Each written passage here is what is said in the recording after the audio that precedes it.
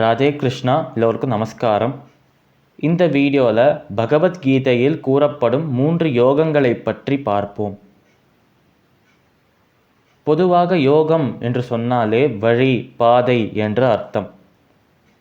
பகவத்கீதையில் பரமாத்மாவான கண்ணன் கிருஷ்ணர் தன்னை அடைவதற்காக 3 யோகங்கள், 3 வழிகள், 3 பாதைகளை கூறுகிறார். இந்த 3 யோகங்களின் பெயர்கள் சாங்கிய யோகம், கர்மயோகம் மற்றும் பக்தி யோகமே ஆகும். இந்த 3 யோகங்களை பற்றி இப்போ சுருக்கமாக பார்க்கலாம். முதலில் சாங்கிய யோகம் என்று அழைக்கப்படும் ஞான யோகத்தை பற்றி பார்ப்போம்.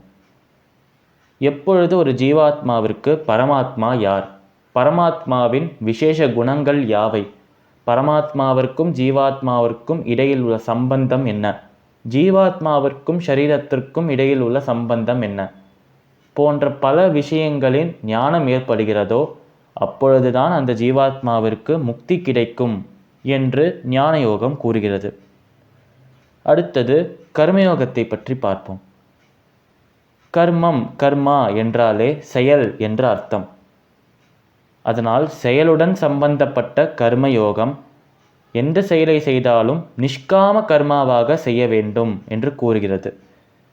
நிஷ்காம கர்மா என்றால் எந்த செயலை செய்யும் போதும் அந்த செயலிலிருந்து வரும் பலன்களை எதிர்பாராமல் செய்யும் செயல்களுக்கு நிஷ்காம கர்மா என்று பெயர்.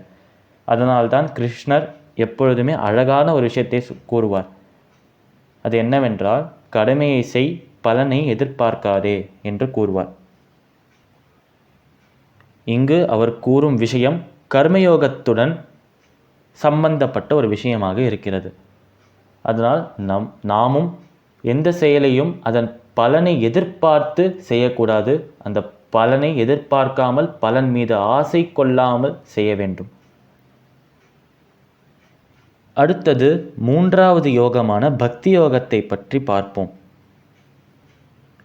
ஒருவருக்கு பரமாத்மாவை பற்றிய ஞானம் இல்லை என்றாலும், என்ன கர்மா, என்ன உபாசனா செய்வது என்று தெரியவில்லை என்றாலும், பரமாத்மாவை அடைவதற்கு, அதாவது மோட்சம் பெறுவதற்கு பக்தி இருந்தாலே போதும் என்று கிருஷ்ணர் கூறுகிறார். அதனால்தான் பக்தி யோகம் மிகவும் எளிமையாக இருக்கும் காரணத்தினால் இதையே உயர்ந்த யோகம் என்று கிருஷ்ணரே கூறுகிறார். அதனால் ஈஸியாக பகவானை சென்று அடையணும் என்றால் பக்தி செய்தாலே போடும். பக்தி யோகத்தில் முக்கியமான விஷயங்கள் சரணாகதி மற்றும் பகவானின் சிந்தனையில் இருப்பது.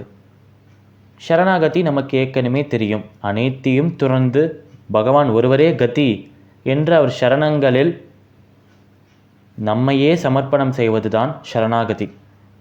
இறைவனின் சிந்தனையில் இருப்பது எப்பொழுதும் அவரையே நினைத்து கொண்டு, அவர் நாமத்தை பாராயணம் செய்து கொண்டு, ஜெபித்து கொண்டு, அவரை பற்றி பாடல்கள், அவரை பற்றிய பஜனைகள் இதெல்லாம் செய்து கொண்டிருந்தால், இறைவன் சிந்தனையில் இருந்தால் அதுவும் பக்தி யோகத்தின் ஒரு அங்கமே. அதனால் பகவத்கீதையில் கூறப்படும் 3 யோகங்கள் இவையே.